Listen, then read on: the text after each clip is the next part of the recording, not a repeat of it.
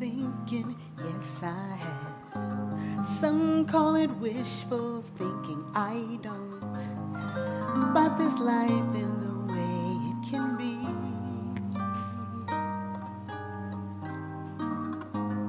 So much sadness seems like not enough gladness seems to me.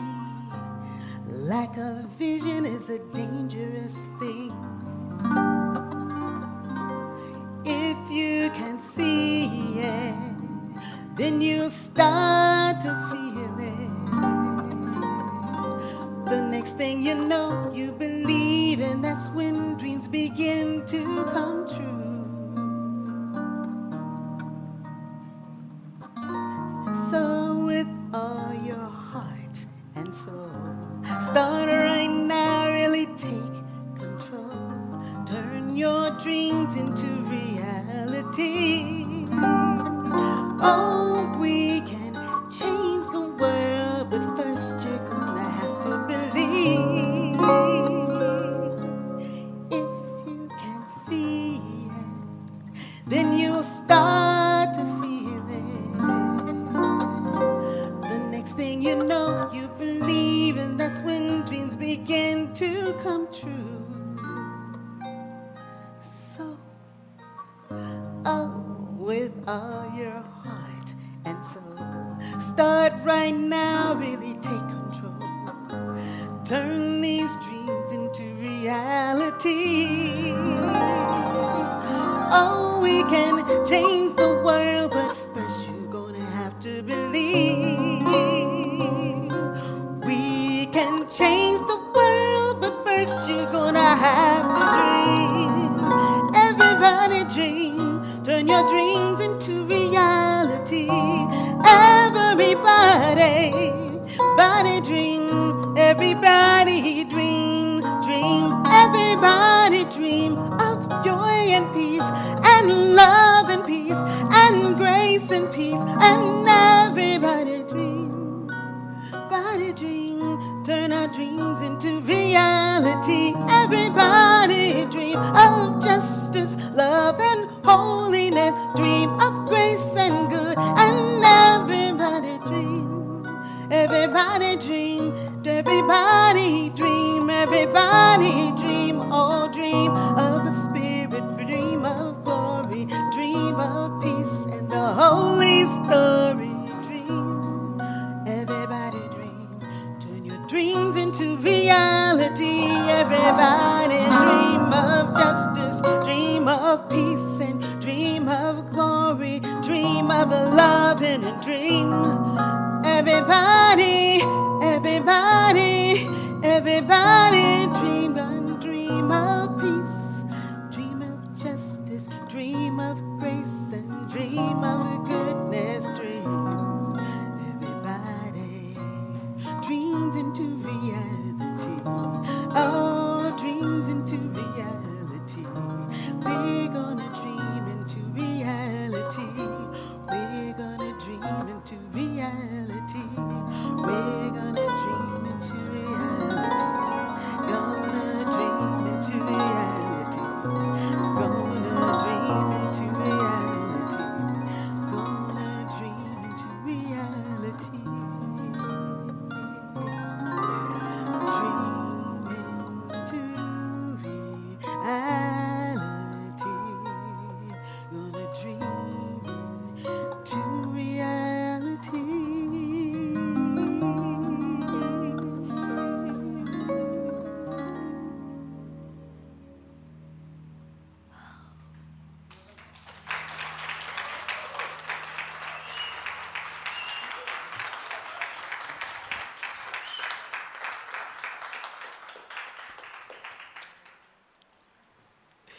Destiny Muhammad. Our harpist from the hood. So grateful. This, we'll get to it. We'll get to this notion of what it requires. As it says in the song, in order to change the world, we're first going to have to believe.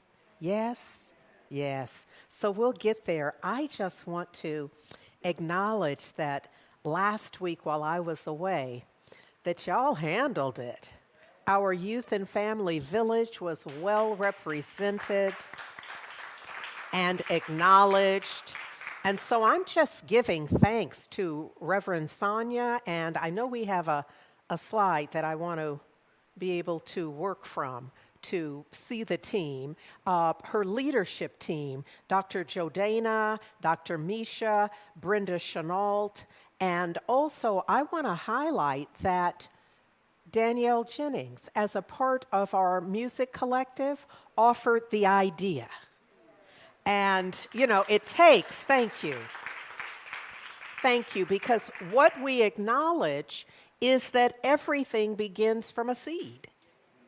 So there's a seed idea, there's a seed plant, there's a seed that begins the process.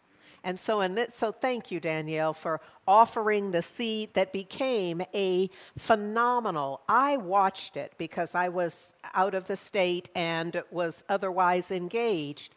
And so I watched it on YouTube. And what I know is that for y'all at home, it ain't the same, baby. It ain't the same at all. And not only that, but can I tell you, when you're here in the building, and those of you who come later, you don't know nothing about this at all. But before we start the service, we have a little inside party, an invitation to set the intention, set the energy, so that this morning it was Mary, go get it. Go get it. So I want to set the tone even by using that this morning, because I felt all of that go get it, that part of the lyric that particularly rings in my heart always is, and y'all know part of this, don't you? It's all right to crawl before you walk. It's all right to walk before you run. But what if you want to get something that you've never got? You're going to have to do something that you've never done. Come on, Mary, do the sermon.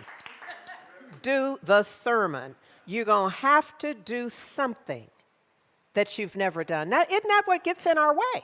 Tell the truth. Because we want something that we've never had, but we're not willing to do something we've never done. In fact, we present as if continuing to do what we've done, I guess just do it faster, or maybe slower, or on different days of the week, will give us an outcome that we've never had. The dream we've been dreaming for our lives remains unfulfilled, in perfect alignment with our unwillingness to be, do, and of course have in a different flow. All beginning, what? From the inside out. So look. Sometimes please remind me before I leave from up here to give you a spiritual practice assignment. Because I love that we do this together. I absolutely love that y'all show up and come in. I really do. And I love that y'all tune in, even if you watch it later as I did. Howsoever you get it, I'm good with it. Just get it. But I would not want to leave you with the misperception that it is enough to transform your life. Fully. Now, let's be clear. For someone, getting up, coming in, transforms their life. In that movement, in that commitment, in that intention.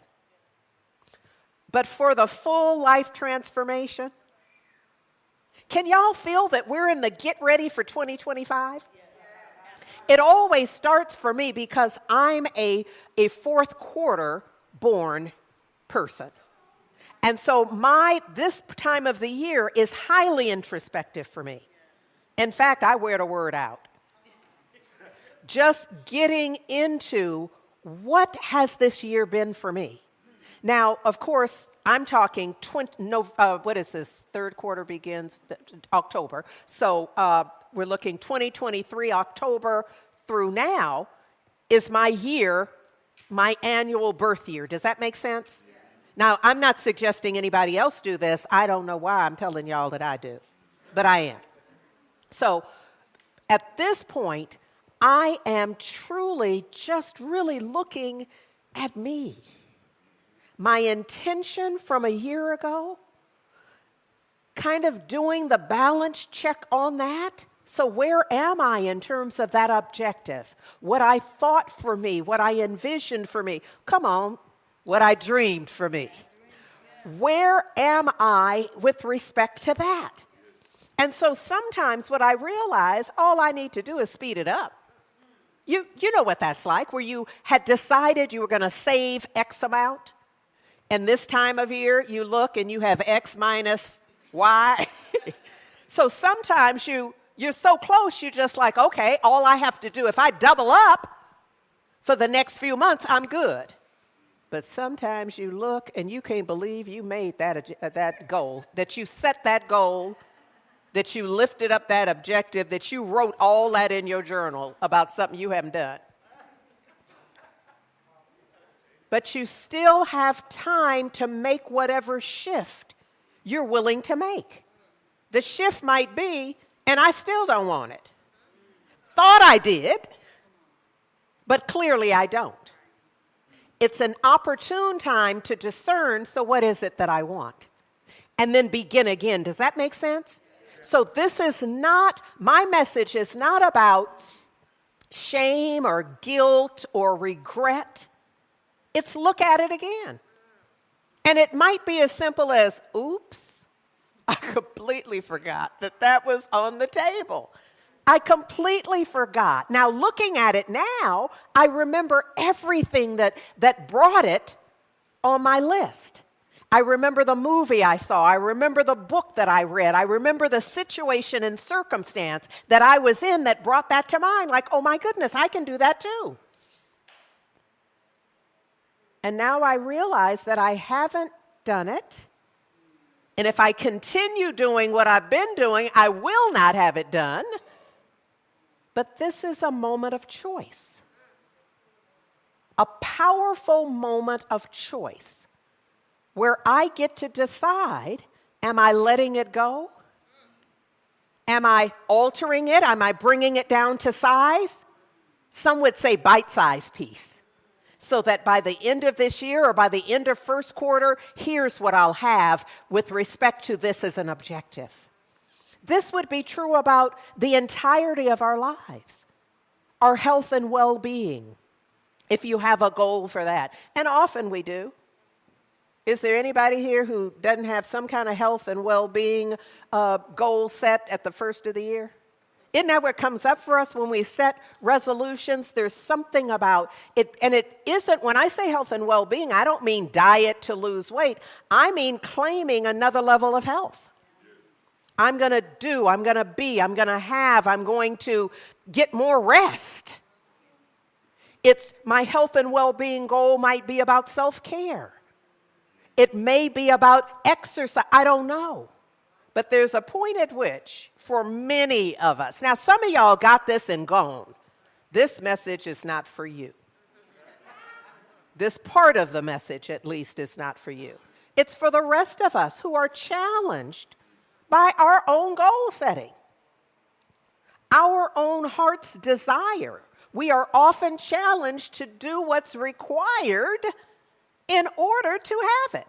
And it is available. Not just in your mind and heart, it is literally available. The question is, well, Mary said, go get it. No question. Well, I guess it is. Are you willing to do what you've never done in order to have what your heart desires? I'm just out here on my own. Y'all didn't hear the question. These people over here are contemplating. What's y'all's excuse? Yeah, okay. It's us, the people at home. Come on. Be with me on this. About this question of our willingness to be as we've never been. And I don't mean for moments at a time. I mean to carve enough of a groove that really shifts our lives. Not to be it for the weekend, on vacation, at the spa, at the health spa while we go away and we do the fast or whatever it is, and then we return and we forget we've been there. Not that. I mean to make enough of a change in our living, in our day-to-day, moment-by-moment living, so that our lives are transformed to be much more like the vision that we have for our lives. Not anybody else's vision, but our own self vision. Does that make sense? Yeah. Okay, so let's get into this. I've been playing with, it is done unto me, it is done unto you, it is done unto us as we believe. And what occurs to me is that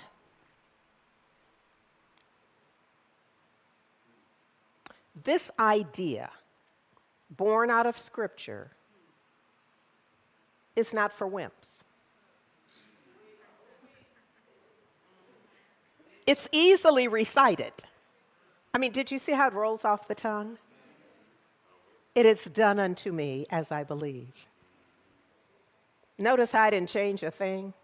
My life didn't transform in any way. I haven't necessarily shifted any idea. It's the truth. I almost said a truism, but it's the truth. It occurred to me that it's quite possible that we are not fully implementing this guidance, not because we're obstinate, but because maybe we don't quite know how. So this idea of belief, less by definition than by practice. When we believe something, it has a certain weight, weight. It's concretized, if you will. It's like the ideas and thoughts and communications over time, those that have locked in. Now, there's some great ideas and truths that you can't even hear. At the vibration that each of us is living, there's y'all know that, right? That there is that you don't even hear. Like they say dog whistles and people don't, it's that. So there's a level of truth that just scoots right by our discernment. Because we're not at the vibration of, I'm saying here, what I really mean is understand.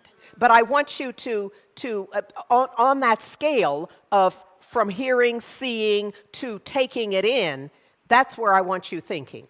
That there is that is at a higher vibrational level, a truth at a higher vibrational level that is you're unacquainted with. But at whatever level you are, there is a truth that will transform your life if you're willing to tune into it. Do you get that so far I've talked a lot about willingness? It means you're going to have to bring some to this. Pardon me, please.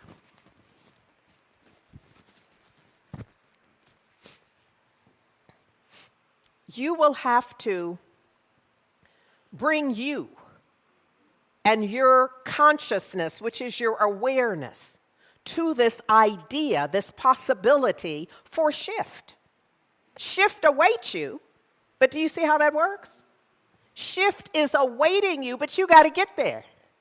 You have to be there. You must be a part and party to it, yes? I hope that makes sense. Thank you. Any question about that? Just right where we are, because this feels foundational to me. And I'd love for us all to be,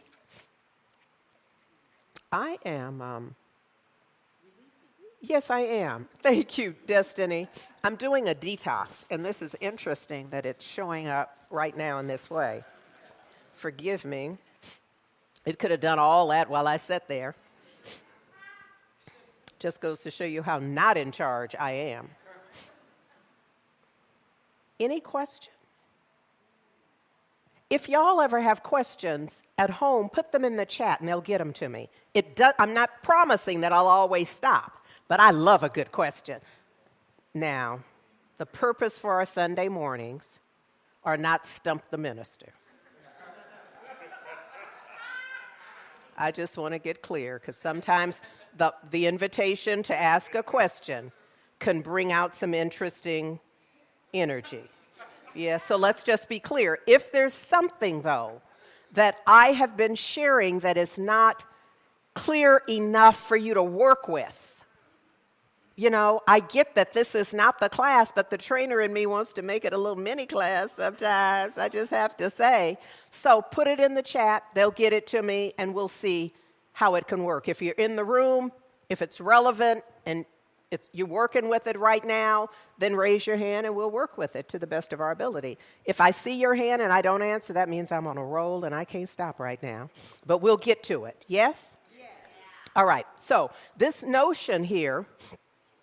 okay. When I was last here, week before last, I shared with you a quote by Gandhi, which is, "Our beliefs become our thoughts." Gandhi says, your beliefs become your thoughts become your words become your actions become your habits become your values become your destiny. Thank you, Gandhi. I do not happen to align. I know that takes a lot of nerve because we're talking big guns. But, you know, look here, he's standing here on mic, and I say, no, thank you. I thought when I first chose that, a week ago at least, I don't know how long it actually, sometimes when I get here, we don't get to all the slides and all of that, so I don't know when I put it in. When I put it in, it made sense to me. But since I've been really focused on this idea that it's done unto you, it's done unto me as I believe, I'm like, no, thank you, Gandhi, that really is not it. You can't start with belief and work your way somewhere. Go from belief to thought? No, sir. You go for thought. The thoughts and ideas come in and out all day. A belief stops you for at least a moment. So I'm going to have to reverse the process. This is what I came up with. And I know it's nervy, but that's me. Our thoughts and ideas become our beliefs. Our thoughts and ideas, if you entertain them long enough, they concretize into beliefs, into kind of how we see ourselves. You know, we start like knowing stuff. We get a swagger to it. Our thoughts don't give us swagger. When we really believe it, that's when we like, that's what I believe. And I need you to check it, though. When you are in touch with your belief, check it against, it is done unto me as I believe. I'm just saying. Yes? Do y'all get what that interaction is? So I believe thusly. And sometimes, especially during a political season, I mean, we'll just plant ourselves in the right area to announce our belief. Yeah? But here's the litmus test to it, if you will, is it is done unto you as you believe. Now, I can see me in my mind's eye coming to that awareness and darting off from that belief I just said. Watch this. I believe X, Y, Z. It is done unto me as No, indeed. Because that, I was believing it and was willing to stand. Does this make sense, y'all? I'm willing to, yes, this is what I believe, but check it just quickly in your mind. You don't have to say it out loud. It is done unto me as heck no. Heck no. If that's how the world works, if that's how my life is being ordered, if that's how my life gets to be the way it is, heck no. I do have some thoughts about that. I'm not even going to wait till I work out those thoughts. I'm simply going to say, no, I don't. I don't believe that because I can't afford to. I cannot afford to believe that. I don't care who says it's true. But if it's done unto me as I believe, I ain't believing that.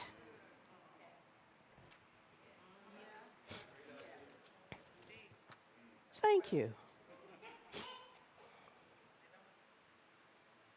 Aha. So this is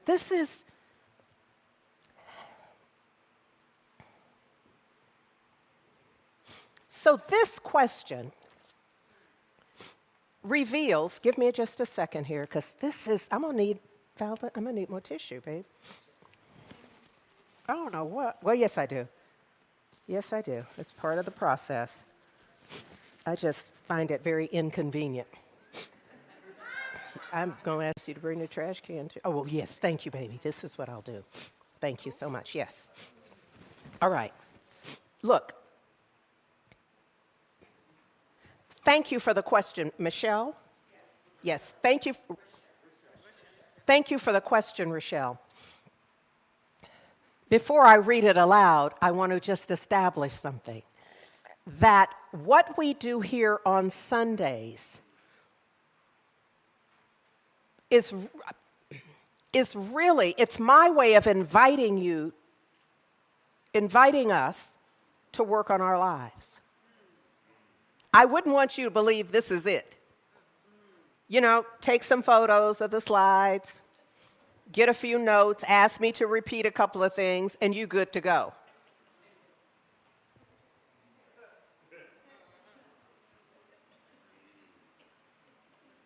This ain't it. This ain't that. This is instead me dropping clues. Thank you. This is me doing my best to inspire you to look more deeply. Yes? Okay. That's foundational. Okay? I have a huge expectation of you that if you're here, there's something that you desire. Because you got up and came in here from God knows how far. Passing other churches, brunch opportunities. You know, there are a number of things on a Sunday morning that might occur to you on your way here. Even if you walk here, you pass something that could trigger you to say, you know what, I could be. But if you're here, I translate that to you have an expectation. You've come for something. And I don't think it's me. I think it's you. You've come for something for you, and somehow I might have something that can support that. And look, I'm all in. I am all in. I get up here and give it up with the intention that you've come for something, and I stand here and say, I got something for you now. But you're going to have to do some work. I don't have no gift wrap nothing. I have some ideas that when you implement them, trust me when I tell you your life will be transformed. But only if you engage. Yes?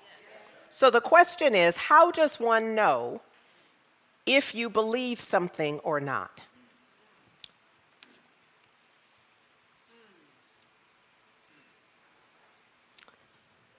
Let me just say, I consider this, no offense at all, no offense intended at all, a false question.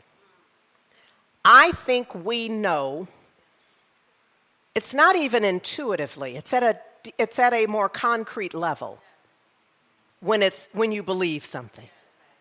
Now, what I find is that sometimes we ask a question like this. I don't know that this is Rochelle's motivation, to see if we can't get some wiggle room. Does that make sense? Because like I know, but I'm uncomfortable with what I know about this. So maybe she'll give me, a little squirm room. So what I know is my belief. If she answers it right, it gives me more breadth and scope to avoid what she's talking about anyhow. So I'm not saying that this is what you're saying, this is what it brings up for me.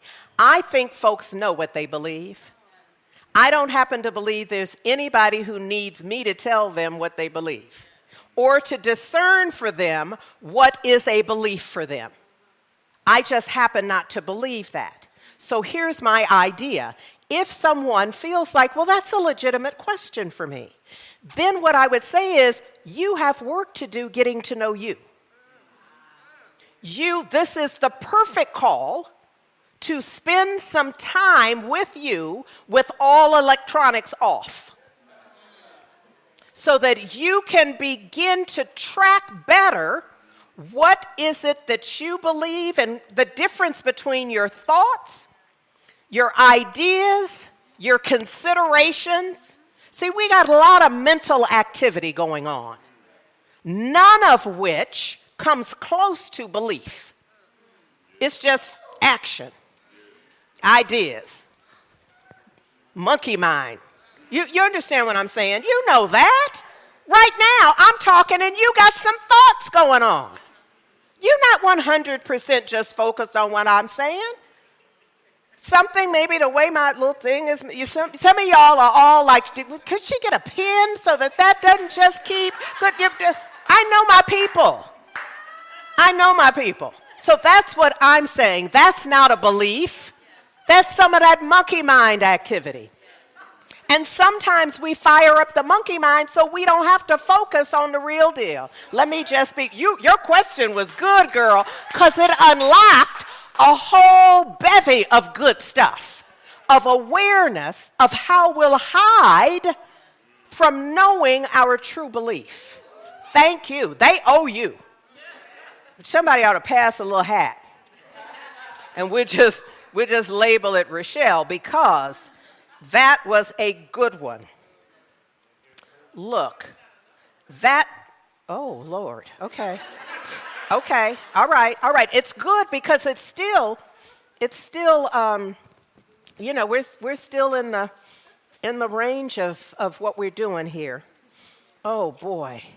I got to share some Neville with you. Maybe this is someone asking, please share Neville.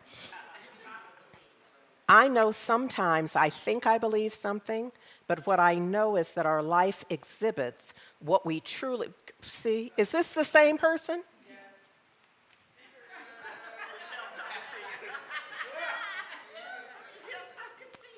Now, if you just want to do the talk, is it an invitation to go deeper in my belief? I'm going to say, I don't know about an invitation to go deeper in your belief. What I sense is an invitation to acknowledge the belief. To acknowledge the belief and then check it. Check it against, it is done unto me as I believe, and see if that's the belief from which you are willing to continue to live. And if not, just like you got that one, you can let that go. You can drop that one like it's hot and move right on. And I think sometimes we have to bring out the thespian in us. Not only drop it, but act like I ain't never seen that before. That belief, that don't have nothing to do with me. I mean, just be looking like, I don't know whose that was. I have no idea how that got there.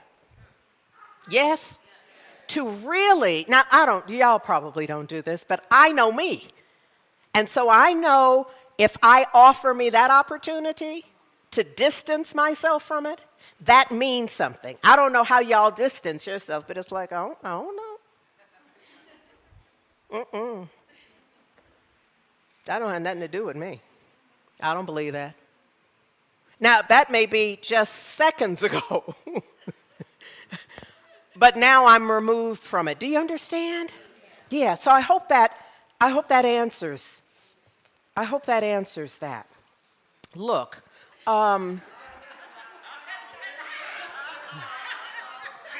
okay, that's, ooh-wee, okay. All right. Yes, you are. This one's, is this the person's tag? Oh, okay. Well, I like it. It says, I am spirit alive. I'm like, yes, you are. Yes, you are. I didn't, and then What if you believe it, but just can't feel it? Well, see, that's the thing about, oh, that's okay. So back to that first question. Oh, okay, so maybe there's more. I thought there needed to be some work about belief. The first question was, how does one know if you believe something or not? To this person, I would say, if you can't feel it, you don't believe it. Because belief is linked to your feeling. It's the heart. It's what I call heart-mind. So you know it in your mind, you feel it in your heart. For every belief, there is that coordination, that alignment. Does that make sense? So what I'm going to say to you, it is true. You are spirit alive. And if you're not feeling it, you don't believe it. Now, that's okay because you may be working yourself there. It's the continuum. It's an idea. It's a desire. One day I will believe that. Let's use health and well-being, for example. So many of us have been trained, enculturated to accept and believe that disease, dis-ease, and isn't it interesting what they call it? Runs in your family. And so I don't know if it's like knees to chest run or girly run. I mean, I just don't know what kind of running these diagnoses are doing in y'all's family. And I'm saying it that way on purpose because I want you thinking likewise. I want you breaking up some of these ideas that are not true, that we have come to believe. And if you can make them funny, if you can laugh at them, they no longer have the power of control that we have often given long ago. Does that make sense? Okay. So look, who-wee. So I want to talk about imagination. Oh, Lord. Oh, well, maybe not. If all my papers, they didn't throw. These are mine. Yeah, that's mine. Okay. Well, I'm just wondering what kind of sign is that? like we just go throw your notes away. Oh, look. Wow. Okay, I'm going to tell you the story that Neville tells.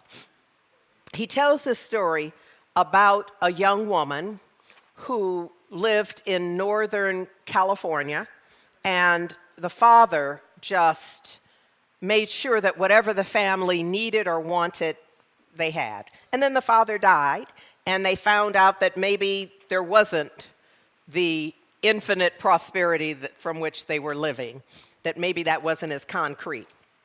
So the mother made a decision to move the family from Northern California, northern to where we are, to San Francisco. This is decades ago. So so she takes a job, the young woman in San Francisco, she takes a job so that she can contribute to the family. I'm trying to paint the picture of what's needed here and how she's feeling. So one evening, her first Christmas Eve in San Francisco. Now she's come from this other experience. That experience devolved into the absence of everything they had known, and they really felt ridiculed because of the way people can be from that. So now this is her first Christmas Eve in San Francisco, and she's on the trolley car. And she says there are a bunch of youngsters there, and they're singing, and they're happy, and she just could not restrain herself from crying. And when she realizes that it's raining, she kind of leans her head out so that, she'll just get wet. But she is literally crying because she's experiencing others in joy, others experiencing joy and happiness when that feels like it is totally unavailable to her. Anybody been there? Anybody been in a place where, come on, y'all at home, don't act like you don't hear me. Come on. So we understand what that's like. Here's what she said to herself he says, when she tasted the salt from her tears, she said to herself, This is not a streetcar, but a ship. I'm not tasting my tears, but the salt of the sea in the wind. While she physically held the rail of the streetcar, she mentally touched the rail of a ship moving into Samoa. Do you see what's happening here? So she has a reality, and she is deciding in the midst of the reality to create another reality. So she is imagining. I'm trying to say something here. Y'all make me work hard to get these ideas out here. Yes? So she is imagining that these, not the tears, it's not the salt from her own tears she's tasting, but the salt water. She has transported herself from where she is in the physical effect to her causal vision. Yes? All right.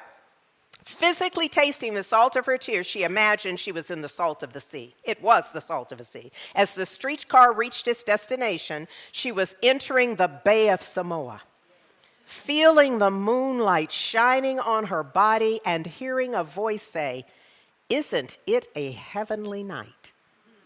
So she's in her imagination, yes? 2 weeks later, she receives a check for $3,000 from a law firm in Chicago. It seems that 2 years before, her aunt left the United States and requested that if she didn't return, meaning if she didn't live to do all she was going to do, that money should be given to her niece. So within a month after she got that money, the girl was on a ship sailing for Samoa. Coming into the bay, she saw a ship plowing through the water, leaving lovely white foam in its path. In the moonlight, as the moonlight touched the wake, its spray touched her face, and a man standing near said, "Isn't it a lovely night? A heavenly night, sorry. Isn't it a heavenly night?" At that moment, her outer senses experienced what she had used in her inner senses to make real. Now, here's the thing with us. There's going to be some of us who believe that ain't true. That's just the story he told. Those who said, well, it was so long ago, that couldn't happen now. And then there's a group of y'all who will say, well, I guess it's possible, but I don't know if I could work my imagination like that. And then there's a group of folks who'd be like, I need to go. I can't stay for the rest of the service because I got some imagining to do. Yes, and it's okay wherever you are on the spectrum with how you respond to this. Because the key here is to engage all of this question about believing and feeling is related to this. Because this requires this imagining so clearly and so concretely that we believe it ourselves. Because we all know now, based on his telling of the story, that she was on the San Francisco streetcar. She wasn't no sea water splashing on her, but in her mind. Now, we've done this, but too often, we have done this so vividly that it scares us spitless because we are imagining something we don't want. And we imagine it with such vividness that we begin to maybe have heart palpitations. We've imagined so vividly something we don't want, an outcome we don't want. I've come today to say, cut that out. Stop it. If you are, catch yourself, because it might be habitual. That may be the only way you use your imagination is to scare you and other people. But if so, love yourself, forgive yourself, and begin again. Begin imagining like she did. You could say it's a coincidence. You could say whatever. You can believe whatever it is. And what's our pop quiz around this? It is our little litmus test. It is done unto me as I believe. So you see, if this were really You know, y'all believing thusly, y'all believing so, and y'all believing. I could see people getting up from over there and moving here.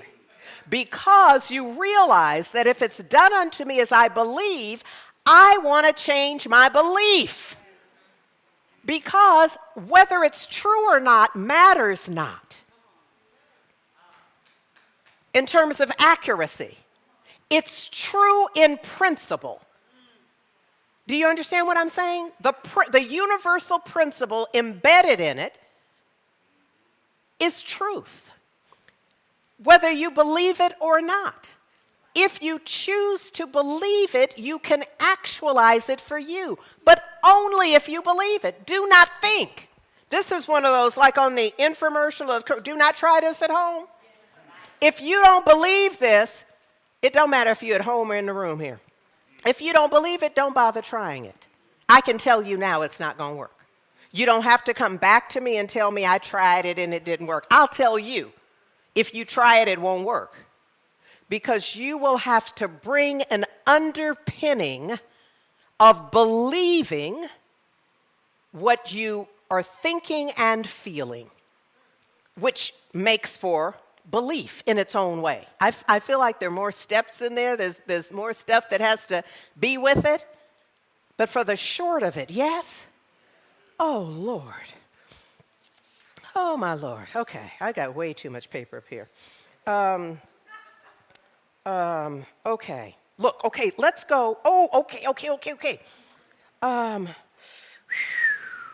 Okay, we're going to go to Jeremiah 18, 2 and 4. That's where we're going to go. Because in that scripture, there is this, well, I'll just tell you what it says. Arise, go down to the house of the potter. And then Jeremiah says, and I went down to the house of the potter, according to the word of the Lord, and behold, he made a work on the potter's wheel. And the vessel of clay that he made was ruined in the hand of the potter. So look, what I think this is telling us, the potter is our imagination. So this could be filed under the theme of redo. Yes. So the first thing that the potter made was not acceptable. And that's us in our own lives. We've done some stuff. We've believed some stuff. We have engaged in ideas in ways that have produced what we don't want for our lives. Be the potter. Have you ever seen a potter work? What do when it's not? They just slap that thing right down, right? Bam. And some of us are like, no, like it was good enough. But a potter knows something we don't seem to know. Be the potter in your life. Yes. Can you feel that? Can you feel that as you move through this coming week, that as you have an experience, that you sense the potter in you and say, not that. And you start over. Can you feel the transformation in your lives? Can you feel how that, especially approaching it with, that's the way it's supposed to work. You haven't failed. That's what you got to do. If it's not the way you want it, how do you create it the way you want it? Oh, yes? Y'all need what? Oh, well, yours was just a quiet. Yes. Thank you. I respect a quiet yes. The present moment, this is Neville, the present moment is a formed imaginal act. You better ask somebody. Come on now. The present moment, whatever it is that you are experiencing right now, is a formed imaginal act. There are few services or few speaking opportunities that I have where somebody doesn't come and say, I wasn't going to come today. I had no intentions of coming. In fact, I was headed and wasn't going to do and all the things. But they came to experience the present moment is a formed imaginal act. And what they get to do, if they're wise, if they're insightful, is connect the dots. Hadn't planned to come, Destiny, but now that I've come, I see how this is the connector to what I said week before last year, year before that, yesterday, that all of this is connected, and I see now why I'm here. Praise God. Yes. Okay. Oh, okay, I'm just going to sit myself down. But look, say it again. Oh, thank you. Thank you, Lamont. Where is it? I'm going to come back because I can't. Can I put my mind together for what it is? Destiny is saying it's right here, and I know it is, but there's a lot that's right here. Oh, yes, this is it, right here. Okay. Thank you, Lamont. Thank you, Destiny. It's right here, and I'm looking at it, but not recognizing. Here's what I want you to do. September, in 365 Days for Richer Living, everybody needs to have the book, period. You can certainly get it as a Kindle or online, and I imagine it's probably an Audible as well. I don't know that to be true because I'm not really an Audible girl. But look, every day in September, from September 1st to the 30th, the daily read for September has a number of affirmations. So the question is often, how do I change my belief? I don't know how you change yours. What I know is how I changed mine was using affirmations. I began telling myself new phrases. Often, I didn't learn no new words. I started using the same words I already had in my vocabulary in a different way. I start choosing them from a different intention, and I started putting them together in new and creative ways that lifted up the possibility for my life. So I encourage you every day for this month. I know you might be reading daily and you got some other assignments you're doing and all the things. I'm going to come back up and talk about this, by the way, but you got other stuff that you're doing, and there's something that I want to have in my hand as I go from here, and it is right here. And add to that, please, add to whatever else you're doing as your spiritual practice, some of the readings from September. I'm not suggesting you try to sit down and read them all, but maybe go through and highlight or asterisk or underline or whatever y'all do to identify the ones that you really want to spend some time with. Yes? And then spend some time with them so that we can begin individually and collectively up-leveling our beliefs. It's just one idea. It's not the only idea. You may have no doubt you have a better idea for you. But if it's not coming up today, start here. Yes? So look, as you are reading these affirmations, here's the real part of the assignment, to think on those things.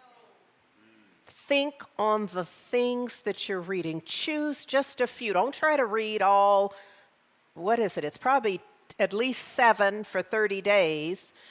That's over 200. Don't try to do that. Pick 5 or 6 for you. And think on those things. Destiny wrote a song, Think on These Things.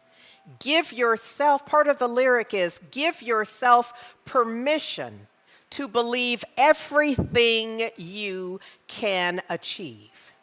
When you think on good things, like I'm assigning you to do, open up your mind and your heart. All hurt and fear will soon depart. That's my testimony. That is my testimony. When you think on these things, I give you Destiny Muhammad, the harpist from the hood.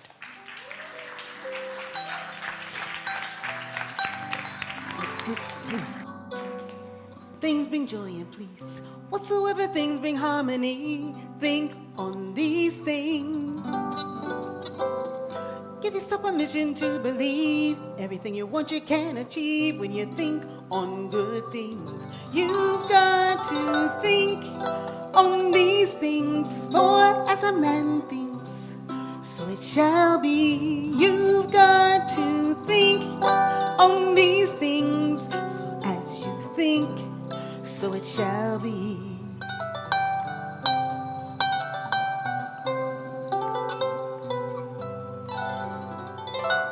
Give yourself permission to believe everything you want you can achieve when you think on good things.